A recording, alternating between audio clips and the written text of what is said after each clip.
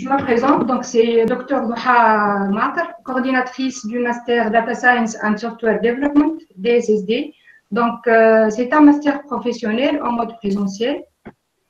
Tout étudiant ayant une licence en informatique de gestion, une licence en informatique ou un diplôme équivalent peut soumettre sa candidature à ce master. Les objectifs de ce master, donc vous savez que de nos jours, c'est l'ère du big data et des données en masse qui alimentent nombreuses activités de notre société, telles que les médias sociaux, les objets connectés, etc. Dans ce cadre, donc, ce master offre une vision indispensable pour exploiter ces données massives. Il vise à former des spécialistes capables d'utiliser des outils statistiques et informatiques pour faciliter et accompagner la prise de décision à travers les analyses des données. Ce master a aussi pour objectif de mettre en œuvre les technologies les plus récentes dans les domaines du big data et la fouille de données et vise à former des spécialistes capables de configurer, gérer et faire évoluer les bases de données. Ce master vise aussi à approfondir les connaissances des étudiants en développement d'applications, que ce soit web ou mobile, et à former des spécialistes capables d'assurer le développement, l'amélioration et la mise en œuvre de ces applications.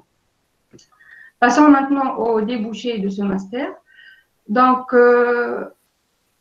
ce master a pour débouché essentiellement et entre autres le métier de data scientist, qui est une spécialité désormais très recherchée, que ce soit à l'échelle nationale ou internationale.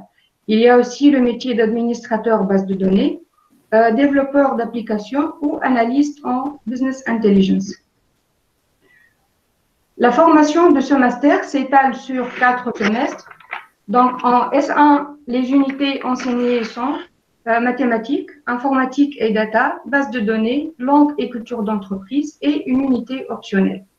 En S2, donc les unités sont l'analyse de données 1, sciences des données 1, framework de développement, langue et entrepreneuriat et une unité optionnelle. Les étudiants qui ont passé leur M1 avec succès, ils passeront en S3. Ils auront comme unité donc l'analyse de données 2, sciences des données 2, la programmation, langue et culture d'entreprise et une unité optionnelle. La formation se termine par un stage de projet de fin d'études avec une durée maximale de 4 mois.